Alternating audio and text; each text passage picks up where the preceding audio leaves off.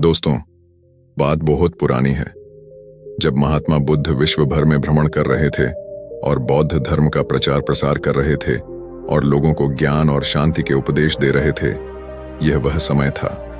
क्योंकि उन दिनों कोई वाहन नहीं हुआ करते थे, ना ही एक जगह से दूसरी जगह जाने के लिए कोई खास प्रबंध था। इसीलिए गौतम बुद्ध और उनके शिष्य मीलों पैदल यात्रा किया करते थे। एक बार गौतम बुद्ध एक गांव से गुजर रहे थे। बहुत लंबा रास्ता तय करके आए थे, सो उन्हें बहुत प्यास लगाई। वे एक वृक्ष के नीचे बैठ गए। वहां पास में ही एक तालाब था, सो उस तालाब से पानी पीने का विचार करने लगे। उन्होंने अपने एक शिष्य से कहा, तुम जाओ और तालाब से इस घड़े में पानी भर कर ले आओ, तब तक हम यहीं इस पेड़ के नीचे बैठे हैं। शिष्य ने कहा, जी गुरुजी, मैं अभी तालाब से पानी लेकर आता हूं। और गुरुजी की बात मानकर तालाब से पानी लाने के निकल गए। तालाब ज्यादा दूर नहीं था, सो वह जल्दी ही वहां पहुंच गए। लेकिन वहां पहुंचकर क्या देखते हैं कि तालाब के पास में जो किसान हैं, वह तालाब में अपने बैलों को नहला रहे हैं तथा उन्हें साफ कर रहे हैं। और उस गांव की जो महिलाएं हैं, तालाब के उसी पानी में कपड़े धो रही हैं। कुल मिलाकर तालाब का पानी इतना गंदा था कि उसे पीना संभव नहीं लग रहा था। शिष्य को समझ नहीं आ रहा था कि क्या करे। उधर गुरुजी प्यासे हैं और इधर ये तालाब का पानी इतना गंदा है कि इसे पिया भी नहीं जा सकता। शिष्य को समझ नहीं आया कि इतना गंदा पानी गुरुदेव के लिए लेकर जाऊं तो जाऊं कैसे। फिर शिष्य ने सोचा कि थोड़ी देर यहां इंतजार करके देखता हूं, शायद साफ पानी मिल जाए। लेकिन जब उन्हें पानी नहीं मिला तो वे वापस वहीं लौट आए जहां गौतम बुद्ध विश्राम कर रहे थे। गौतम बुद्ध शिष्य से पूछते हैं, क्या हुआ, तुम तो पीने का पानी लेने गए थे, फिर खाली हाथ क्यों लौट आए? बुद्ध की बात सुनकर उस शिष्य ने उत्तर देते हुए कहा, माफी चाहूंगा गुरुदेव, मैं तो पानी लेने गया था, पर पानी इतना गंदा था कि मैं नहीं ला सका। आखिर इतना गंदा पानी मैं आपके लिए कैसे ला सकता था?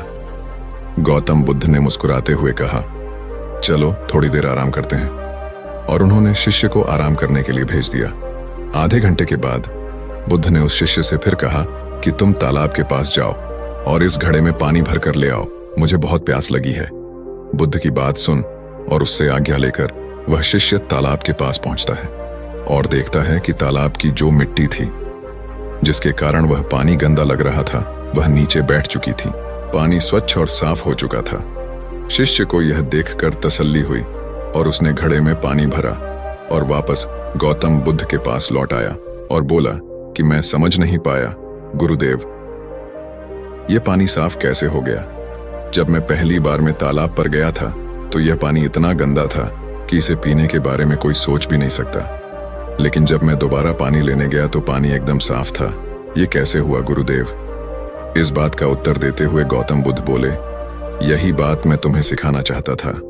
पहले जब तुम तालाब के पास गए थे तो तुमने देखा कि पानी गंदा था और तुम विचलित होकर वहां से लौट आए। फिर तुमने कुछ देर विश्राम किया और फिर दोबारा पानी लेने गए तो तुमने देखा कि पानी साफ हो गया।